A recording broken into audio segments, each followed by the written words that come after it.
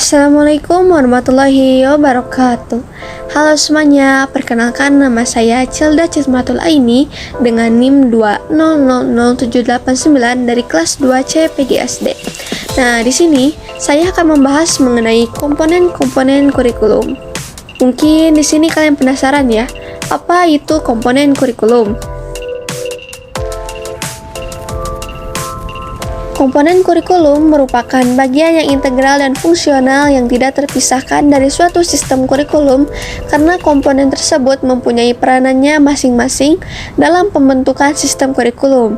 Sebagai suatu sistem, setiap komponen kurikulum harus saling berkaitan satu sama lain yang digunakan dalam rangka mencapai tujuan pendidikan. Kurikulum sendiri memiliki 5 komponen utama, yaitu pertama, komponen tujuan. Kedua, komponen materi pembelajaran. Yang ketiga, strategi pembelajaran. Yang keempat, komponen organisasi kurikulum. Dan yang kelima yaitu komponen evaluasi. Nah, komponen pertama yaitu tujuan. Komponen tujuan berhubungan dengan arah atau hasil yang diharapkan.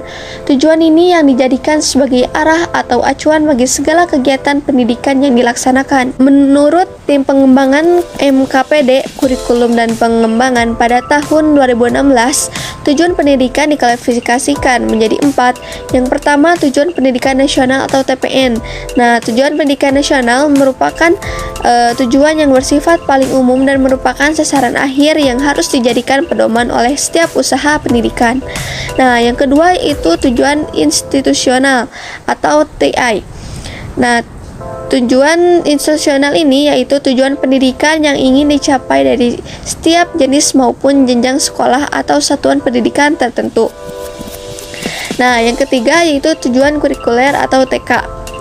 Nah, tujuan kurikuler yaitu tujuan pendidikan yang ingin dicapai dari setiap bidang studi atau mata pelajaran yang dikembangkan di setiap sekolah atau satuan pendidikan. Nah, tujuan kurikuler juga dasarnya merupakan tujuan antara untuk mencapai tujuan lembaga pendidikan. Nah, dengan demikian, tujuan kurikuler harus dapat mendukung dan diarahkan untuk mencapai tujuan institusional. Nah, selanjutnya yang keempat yaitu tujuan instruksional atau tujuan pembelajaran atau disingkat dengan TP. Tujuan pembelajaran sendiri yaitu tujuan pendidikan yang lebih operasional yang dapat didefinisikan sebagai kemampuan yang harus dimiliki oleh peserta didik setelah mereka mempelajari bahasa tertentu dalam bidang studi atau mata pembelajaran tertentu dalam satu kali pertemuan. Kemudian selanjutnya yaitu komponen kedua yaitu materi pembelajaran.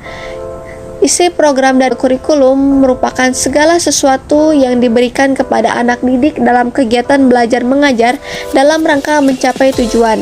Isi kurikulum mencakup jenis-jenis bidang studi yang diajarkan dan isi program dari masing-masing bidang studi tersebut.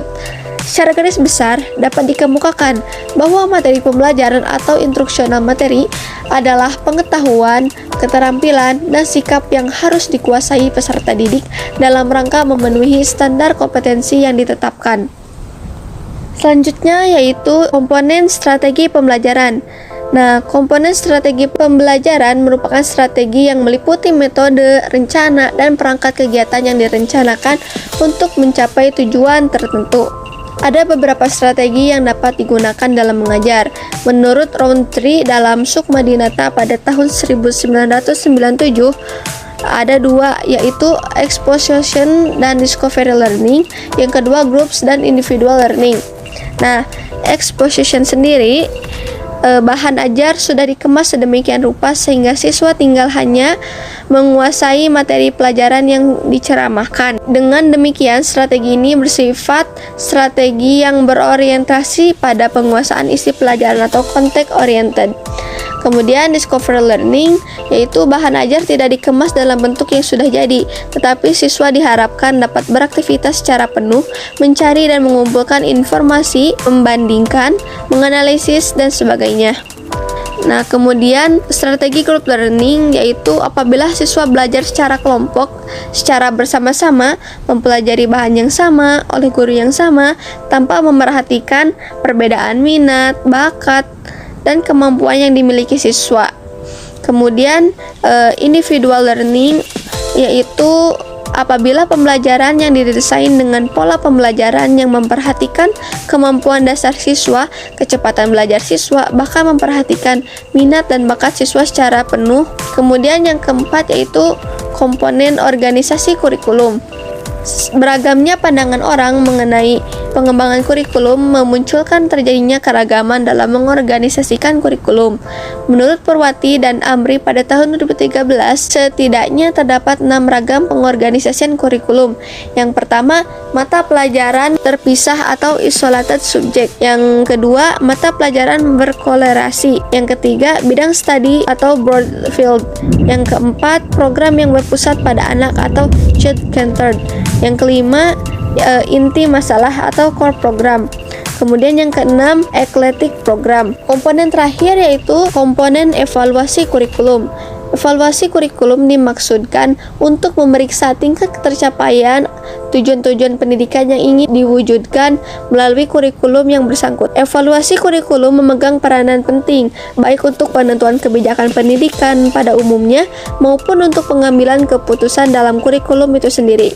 Hasil evaluasi kurikulum dapat digunakan oleh para pemegang kebijakan pendidikan dan para pengembang kurikulum dalam memilih dan menetapkan kebijakan pengembangan sistem pendidikan dan pengembangan model kurikulum yang digunakan. Mungkin hanya sekian yang dapat saya bahas mengenai komponen-komponen kurikulum. Saya cukupkan sekian, mohon maaf bila ada salah-salah kata, mohon dimaafkan. Wassalamualaikum warahmatullahi wabarakatuh.